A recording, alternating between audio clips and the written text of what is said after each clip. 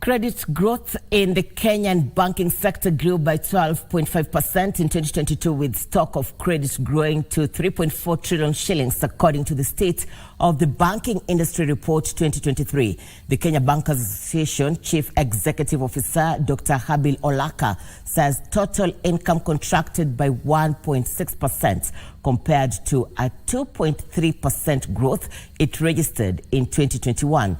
Total assets in the sector grew by 8.2% to 6.5 trillion shillings in 2022 from 6.0 trillion shillings in 2021. Report overall private sector credit registered a double-digit growth, albeit with some moderation, partly reflecting the transmission of monetary policy tightening stance.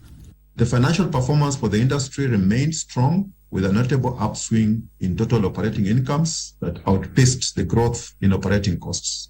During a forum held to unveil the report, it was revealed that despite shocks experienced in 2022, growth in bank lending was achieved without any detrimental impact on the asset quality, as non-performing loan ratio declined to 13.7% in 2022 from 14.1% in 2021, reflecting an improvement in banking sector efforts to generate good quality loan book. With the banking sector's liability profile being driven by domestic deposits, deposits accounted for 87.3% of total liabilities in 2022, a slight decline in the proportion from 89.9% in 2021.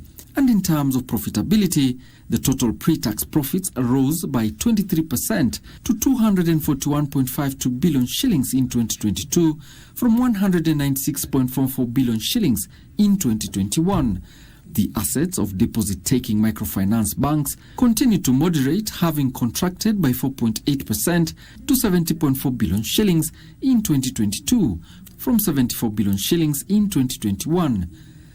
My argument has been that the recovery efforts throughout the shock and the whatever little macroeconomic stability we've had, and that's an arguable point, the fact that the bank monetary policy was tightened in the second half of 2022 to address high inflationary pressures and tame expectations. Similarly, the net loans and advances to customers are further contracted by 1.9% to 39.3 billion shillings from 40.1 billion shillings in 2021.